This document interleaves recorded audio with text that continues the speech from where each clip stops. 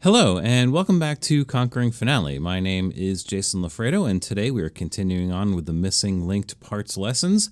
In fact, this is part 2 of the linked versus unlinked items videos, and we're going to be talking about some other things that can be unlinked in unique ways. Now, before we get into that, what I should mention is that there are certain things that can't be unlinked. And those things are actual data. So like, the notes themselves, the rests, the clefs, things like time and key signatures, they can't be, different between the score and parts, or mostly they can't be. With time signatures and key signatures within the staff tool, we do have something called independent elements. So we can make, the flute 2 part here a different key signature than the rest of the score. But it will be the same between the score and the linked parts, if that makes sense. So in many cases, you can have these independent elements, but they're not technically linked or unlinked from the linked part themselves. Another thing that can't really be unlinked is bar line styles. Basically anything that's like hard data cannot be changed. But there are some other things that I want to talk about in this video that can be unlinked in unique ways. And one of the things I want to talk about initially is enharmonics. Now, occasionally you'll run into situations like this where I've got my trumpet part here in the concert key of B major. You can see I'm showing the concert pitch here, which means that the part itself actually will be in D flat because the key signature will wrap around. Instead of showing C sharp, it will show D flat. Now, you can show it in C sharp. There's a way to do that, but for most cases, you're going to want to show the concert key of B in the key of D flat for your B flat instruments. Now, when you have accidentals within this passage, you can see I have a B major scale here, followed by a C major scale, a half step above that.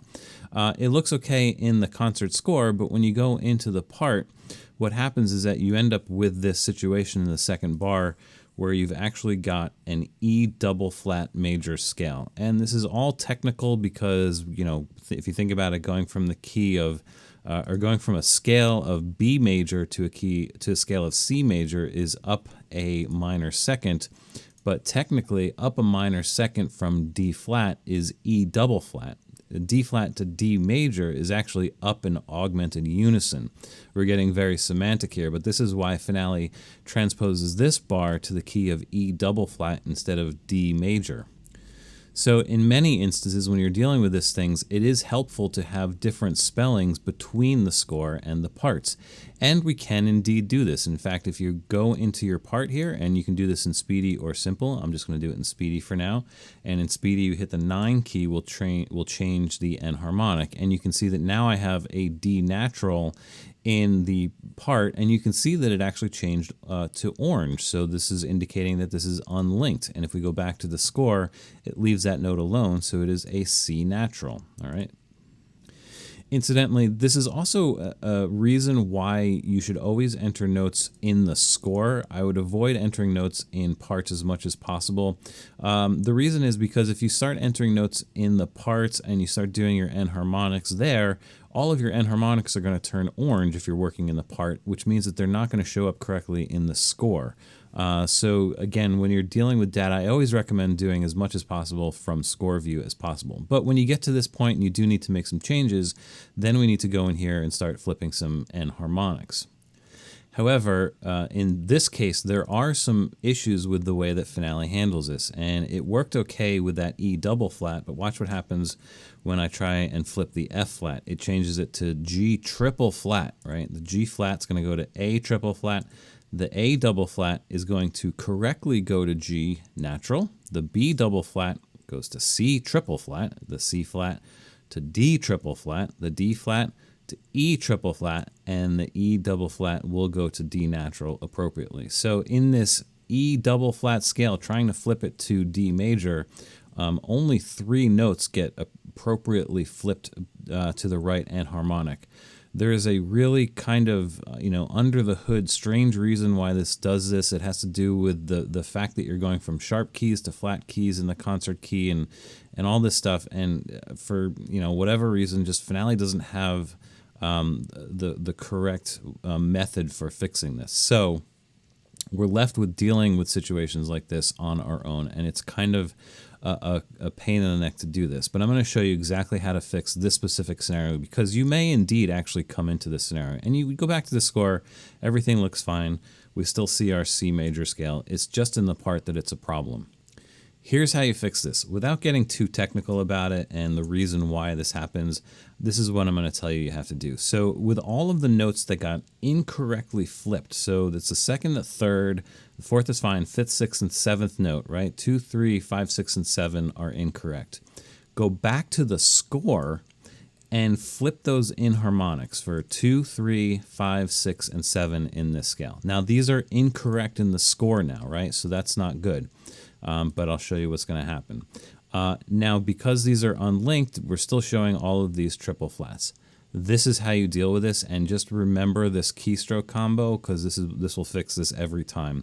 The trick is to flip the enharmonic, lower the accidental, flip the enharmonic again, and raise the accidental. So in speedy entry, that's the key combination 9 minus key 9 plus, and now we get an E natural.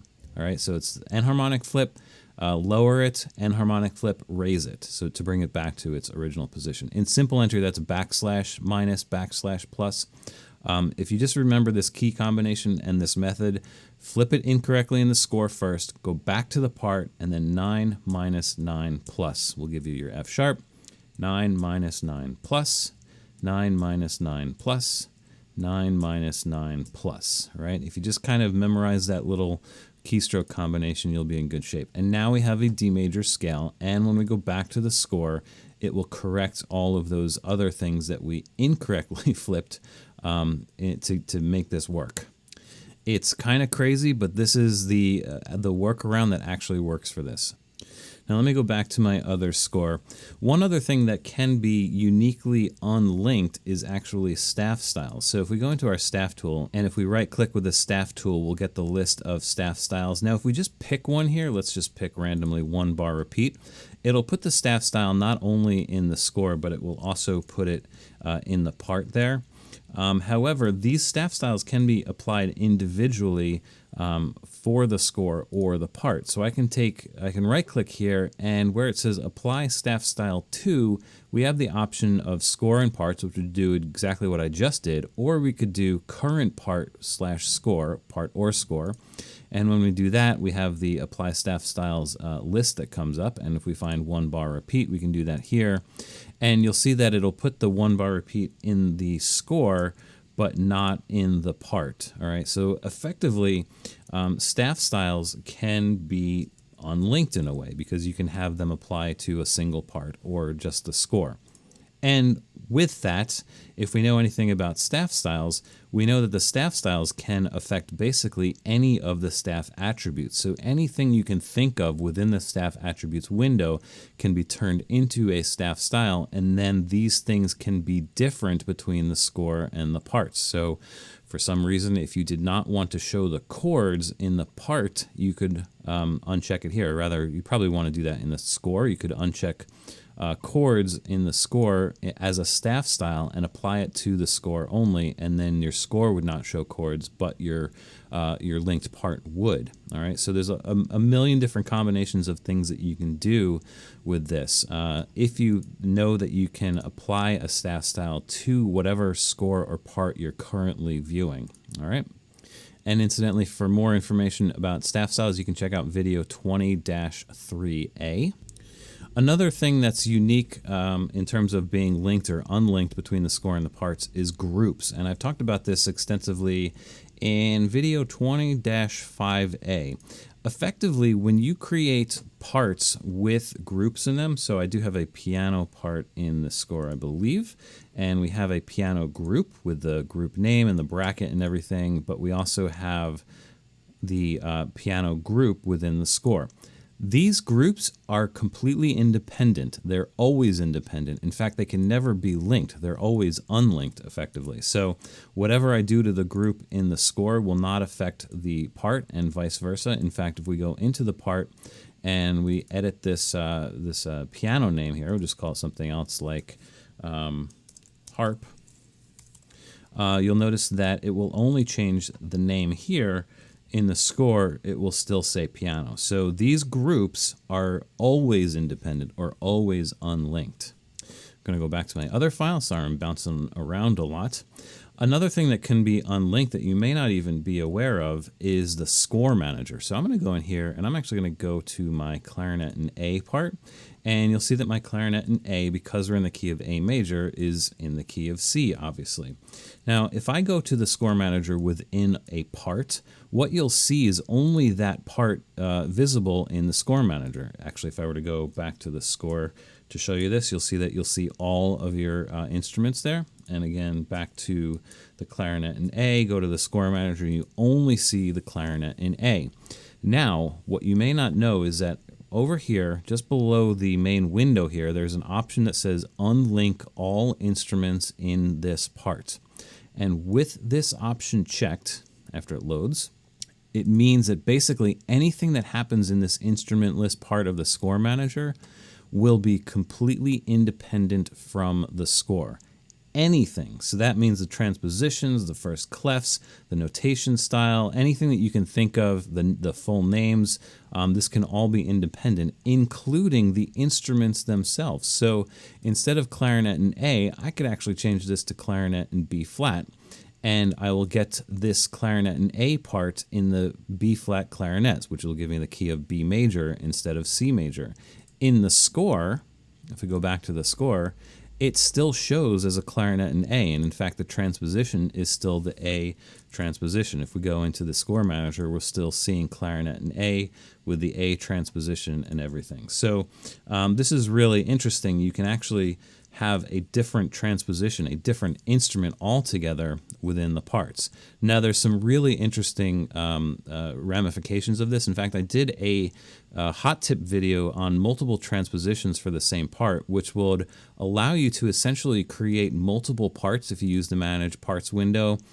You can create extra parts here, and let's say I can create another clarinet in A part, and then just have both of those parts have different transpositions. So one of the parts would be clarinet in A, and one of the parts would be clarinet in B flat, and you can have them both simultaneously in the file, which is really cool. So you can have both transpositions readily available. I talk about this in context of educational arrangements where you might have like a common bass part that you want to have for, like, you know, the bassoon, the bass clarinet, the bari sax, and the tuba, all different transpositions and everything. You can do that with a single line of instruments and just have different parts with different transpositions if you use that option, unlink all instruments in this part, to your advantage. So some really cool things that you can do with that.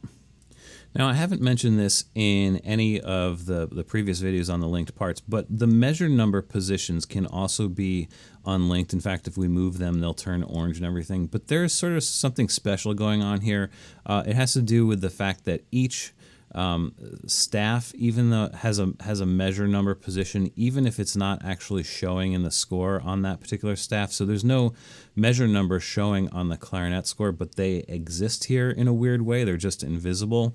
But when you unlink that measure number position, you're unlinking it from the invisible one on this one. You're not actually unlinking it from the measure number that's existing here. It's kind of confusing, but I think I did a decent job explaining this in both either or both of videos 19A-2 and 19A-3. So again, the position of measure numbers can be linked, but there's a little bit of a funny thing going on with it. What can't be unlinked with the measure numbers is the top half of this, which is the regions, which is how these measure numbers are defined. So if you have multiple regions with A and B bars and everything, those have to be the same between the score and linked parts. You really wouldn't want them to be different anyway, but you know, these things up here and everything in the top part of this window is not unlinkable. It's just everything below this can be unlinkable in terms of positioning and everything. And obviously we know that we have different positions for the score and the linked parts. Again, you can go back to that the measure number matrix series 19A and learn a lot more about all of this. And finally, I mentioned it before in the very first video, but the page format obviously can be different between the score and parts. So technically you're unlinking the format in a way. And again, the page format for the parts applies to all the parts at once. And of course we can override that individually if we know how to do that. And again, just go check out video series number 21, Perfecting Page Layout, to get all the information you could possibly need about that.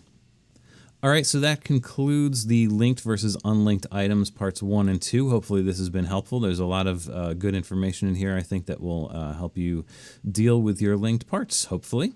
The next thing we're going to do is we're going to start looking more in depth into the Manage Parts window, and there'll be some interesting things about this that you'll learn about in the next video.